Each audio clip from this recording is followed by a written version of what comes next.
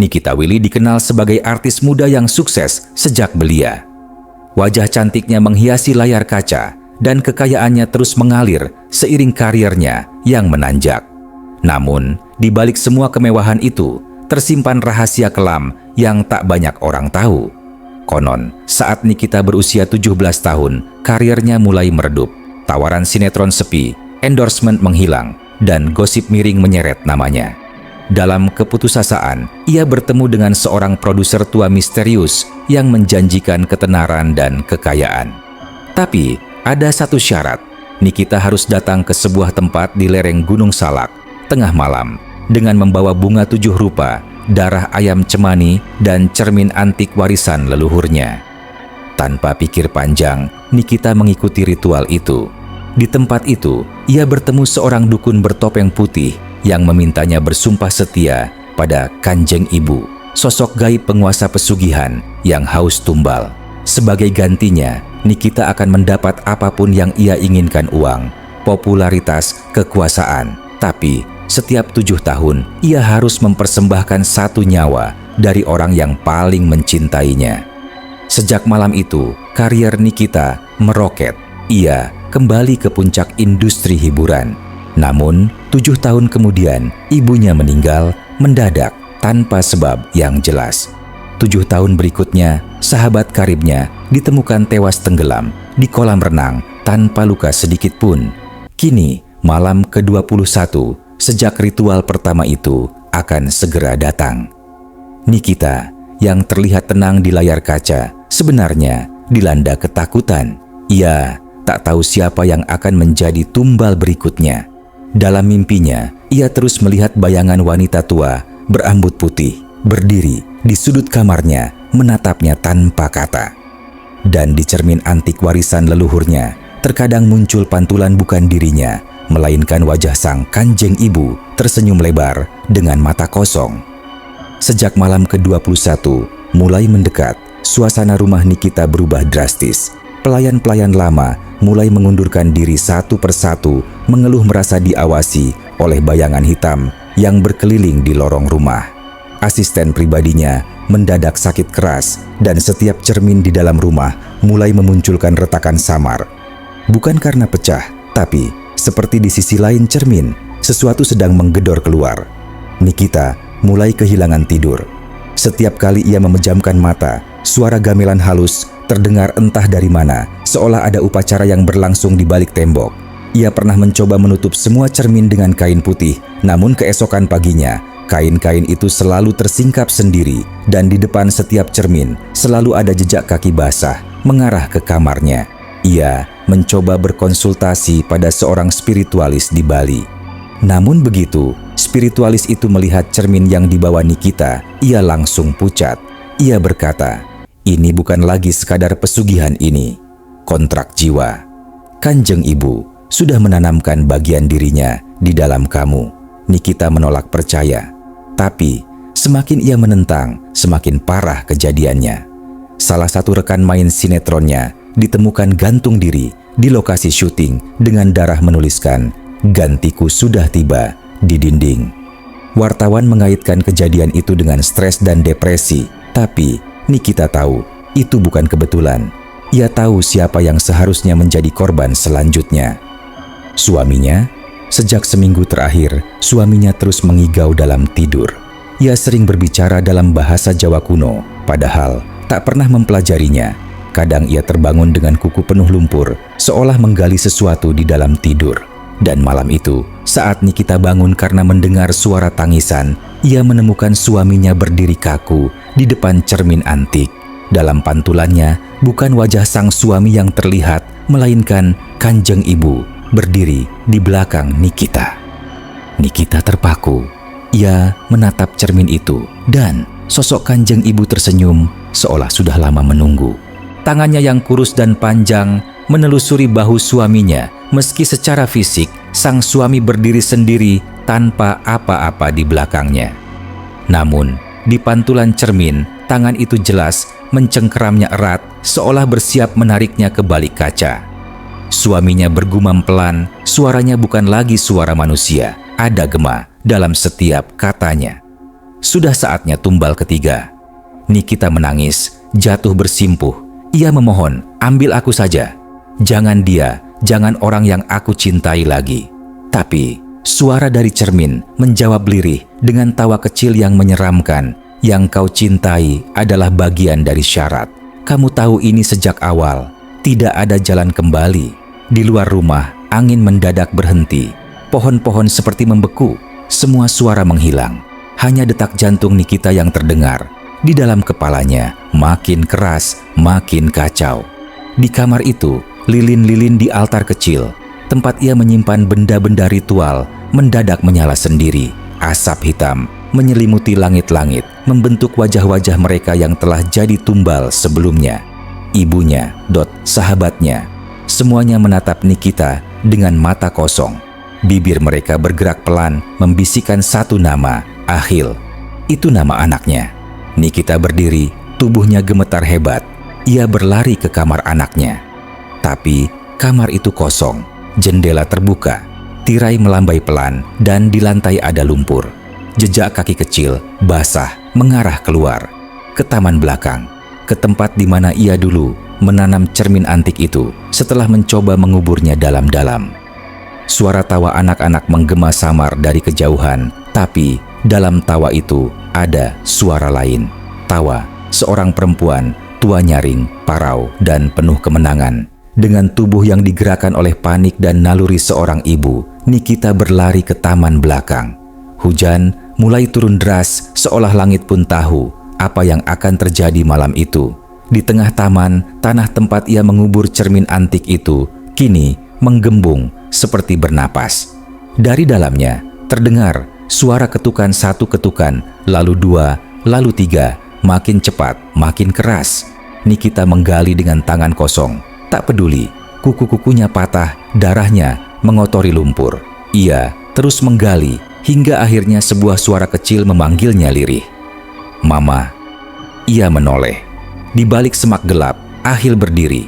Matanya kosong, pakaiannya basah kuyup, dan di belakangnya bayangan kanjeng ibu semakin jelas. Tak lagi sekadar bayangan, tapi tubuh utuh. Tubuh itu setengah membusuk, mengenakan kebaya merah tua. Rambut panjang menjuntai menutupi sebagian wajahnya. Di tangan kirinya tergenggam boneka kain milik Ahil, sudah sobek dan berlumur lumpur. Ahil, lari, nak, teriak Nikita, tapi tubuhnya tertahan. Akar-akar dari tanah melilit kakinya, menjalar ke atas, menariknya perlahan ke arah lubang tempat cermin dikubur. Cermin itu kini tampak utuh di dasar lubang. Permukaannya bersinar merah.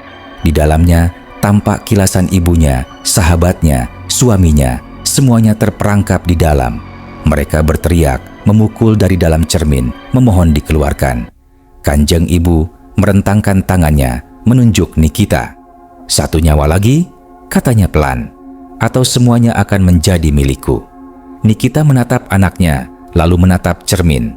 Ia tahu hanya ada satu cara memutus kutukan ini, tapi itu bukan pilihan yang bisa diambil tanpa mengorbankan sesuatu yang jauh lebih besar. Dan malam itu, tanah Gunung Salak kembali menyimpan rahasia. Hujan terus turun, angin kembali berembus, namun di rumah itu tak ada yang keluar esok paginya. Hanya ada cermin tua yang berdiri sendiri di taman tak tersentuh hujan. Dan jika kau cukup berani untuk menatap cermin itu, lama-lama mungkin kau akan melihat seorang perempuan muda di dalamnya, berlutut, menangis, memeluk bayangan seorang anak kecil yang tak lagi mengenalnya.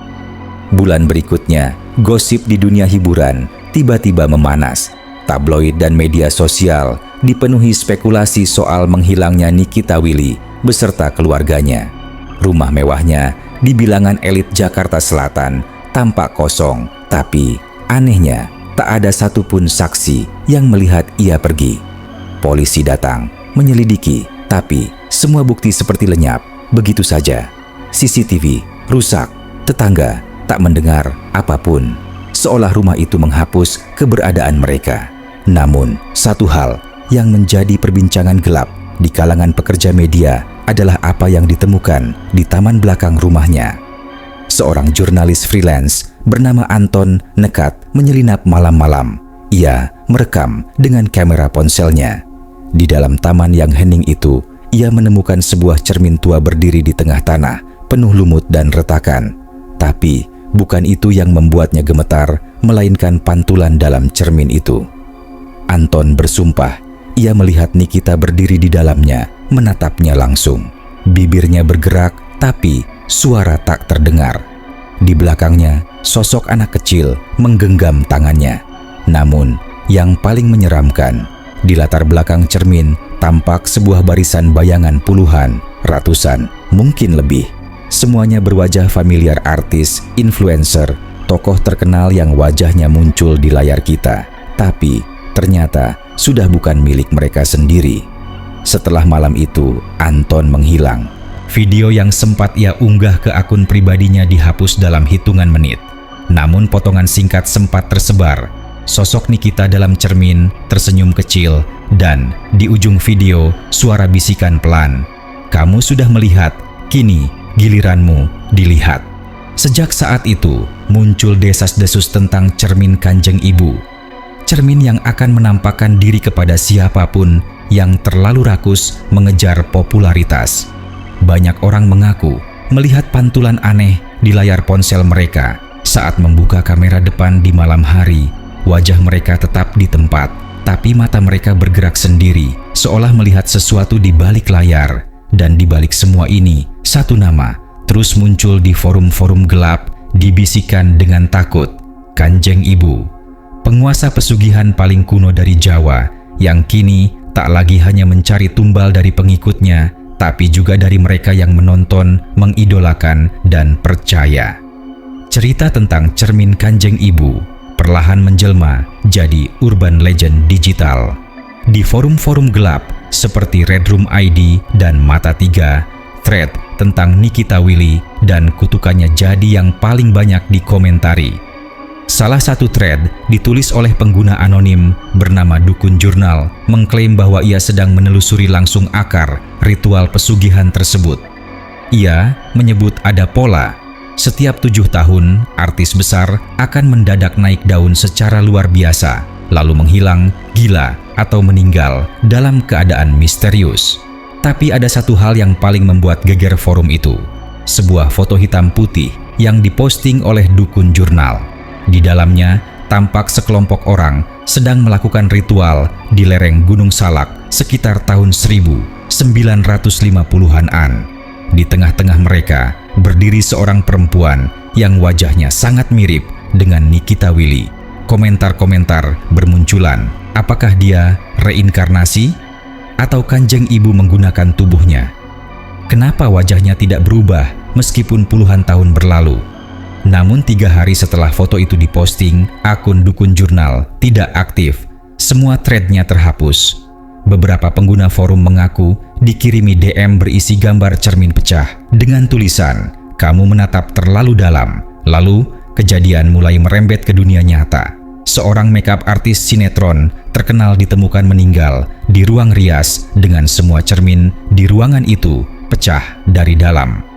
Aktris muda yang digadang-gadang jadi penerus, Nikita tiba-tiba berhenti tampil di publik. Ia hanya sempat mengatakan satu kalimat kepada manajernya sebelum menghilang.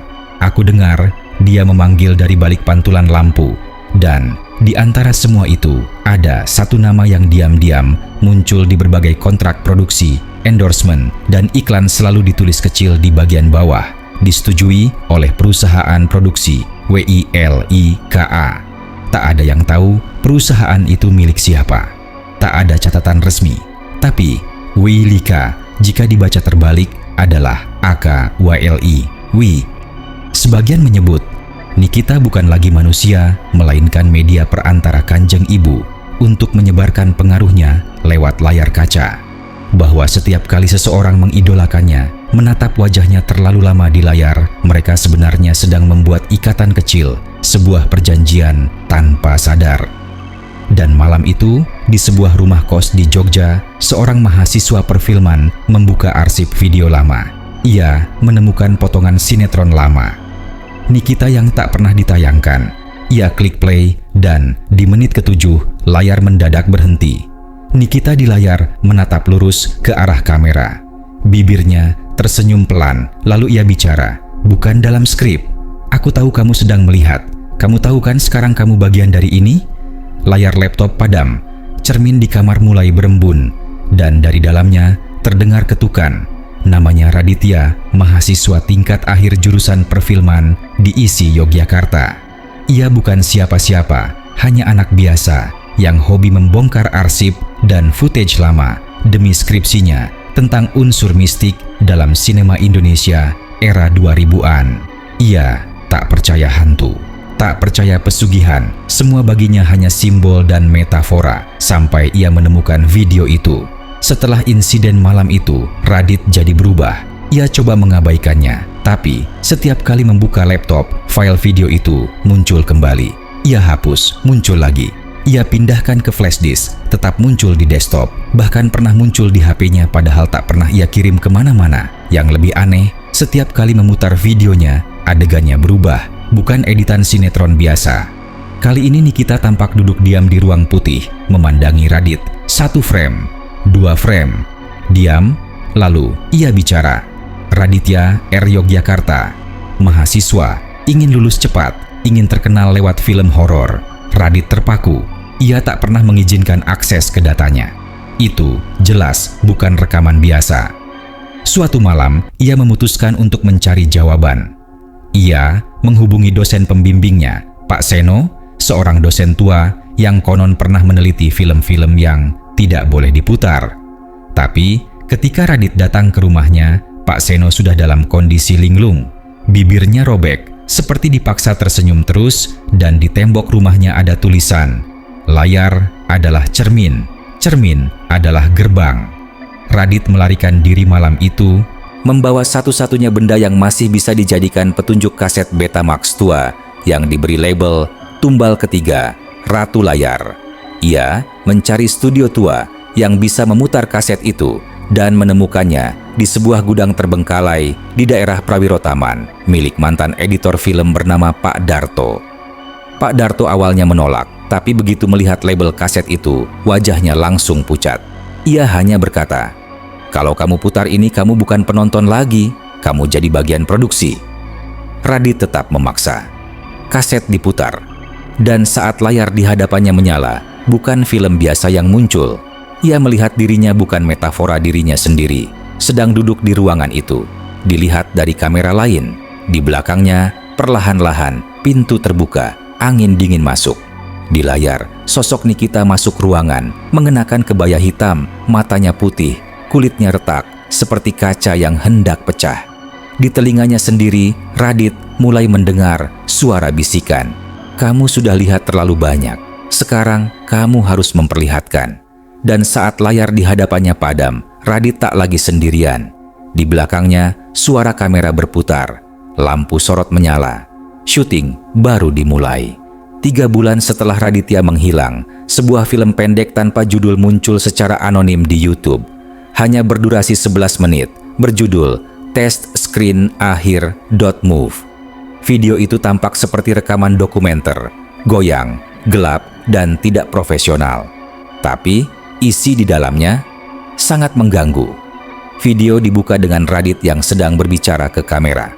Matanya lelah, wajahnya tirus, tapi sorot matanya penuh ketakutan. Ia mengatakan bahwa ia telah melihat kebenaran, bahwa layar adalah jendela, bukan cermin, dan bahwa setiap orang yang menatap terlalu lama akan dipanggil untuk masuk. Ia memperingatkan siapapun yang menonton untuk berhenti di menit ke-7. Namun, kebanyakan orang justru penasaran. Di menit ke-7, layar bergoyang, lalu menampilkan wajah Nikita. Bukan dalam adegan sinetron, tapi seperti real footage.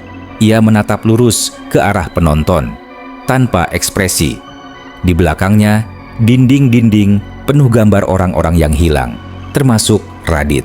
Lalu, satu persatu wajah-wajah itu menoleh ke kamera. Wajah kita. Di akhir video, layar perlahan menjadi gelap. Tapi, sebelum padam, muncul satu kalimat, terukir dengan font halus berwarna merah. "Siapa yang menonton akan menjadi tontonan." Setelah video itu tayang, banyak kejadian aneh terjadi. Beberapa penonton melaporkan layar HP mereka berkedip sendiri setiap malam pukul 3 pagi. Ada yang mendengar ketukan dari cermin kamar mandi. Ada pula yang kehilangan refleksi mereka untuk beberapa detik setelah membuka video tersebut.